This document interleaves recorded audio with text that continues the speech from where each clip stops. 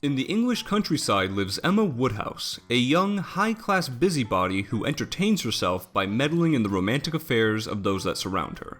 She cures her frequent boredom by finding what she deems to be suitable matches for her friends and family, all the while slowly maturing. Now, I have not read Jane Austen's novel, nor have I seen the other adaptations of her book.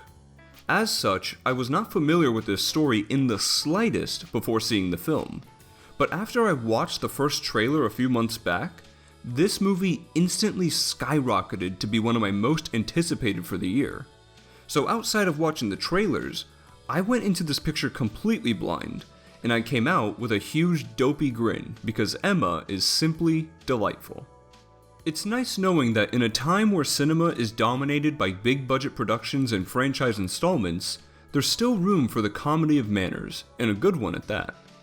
I've found that I tend to appreciate subtle, cunning humor over big punchlines, so Emma turned out to be right up my alley. The film is potent with shrewd comedy, from the purposely awkward visual gags to the clever word choice.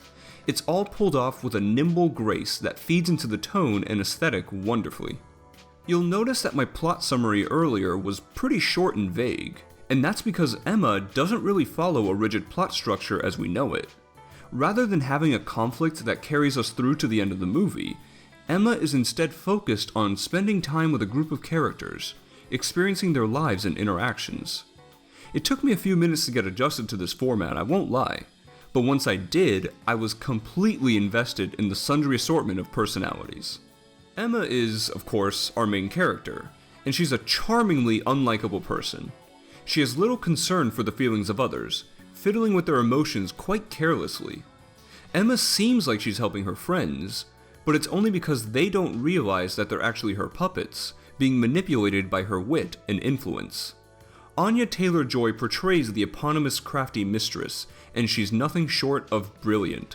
She strikes the duality of the character with staggering precision, reveling in the snooty know-it-all behaviors and delivering on the more sincere tender moments fervently.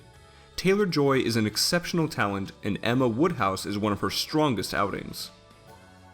However, while Emma controls the people around her like pawns on a chessboard, there is one person who's aware of her actions, and that would be Mr. Knightley, played by Johnny Flynn.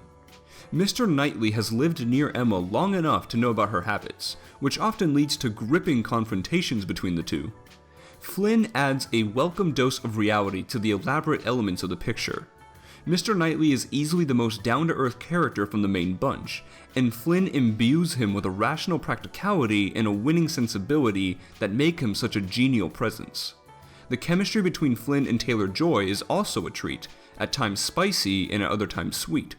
Additionally, Flynn recorded one of the songs for the soundtrack, titled Queen Bee, so fans of his music will not be disappointed, and it's a lovely tune. Actually, all the music is great in this feature. I especially like how most of the music is background scoring, but at times they'll throw in a folky lyrical for comedic effect. Continuing with the cast, Mr. Woodhouse is played by Bill Nighy, who can do no wrong. Seriously, he doesn't even have much screen time and still manages to be iconic. Mia Goth is pleasantly amiable as Harriet Smith, Emma's newest fascination, and Miranda Hart is terrifically nutty in the role of Miss Bates. It's always a pleasure to see Rupert Graves in anything, and Callum Turner, Amber Anderson, and Tanya Reynolds all dazzle. But I want to give some special attention to Josh O'Connor, who appears as Mr. Elton, the wily vicar of the small town. It's a hilarious performance, and the ridiculous giddy smile O'Connor often wears gets me every single time. This version of Emma comes to us from first-time film director Autumn de Wilde, who is famous for her photography as well as for directing a number of music videos. And this is a stellar debut. De Wilde's background in photography definitely inspired much of her filmmaking, because this is a gorgeous motion picture. Each frame is brimming with beauty and dripping with detail. The film gives off a Wes Anderson type vibe visually, but that's not to take away from de Wilde's style, which is vividly felt in every scene, particularly at the Weston's ball. The ball is such a magnificent sequence that really caught me off guard.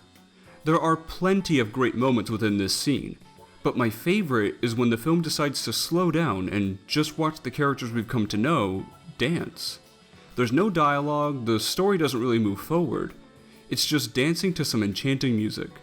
It's as if the movie wanted to take a deep breath to let everything sink in, transporting the audience back in time for a little while. I think it's an amazing sequence, and DeWilde handles it superbly.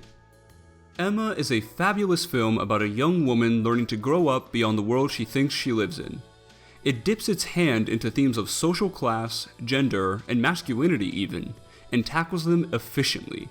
The performances are fantastic across the board, with Taylor-Joy being especially spectacular, and DeWilde's direction is incredibly radiant. This is an uproariously funny social comedy, and I will be shocked if this doesn't end up being one of the best films of the year. If you're at all interested, I say go see it.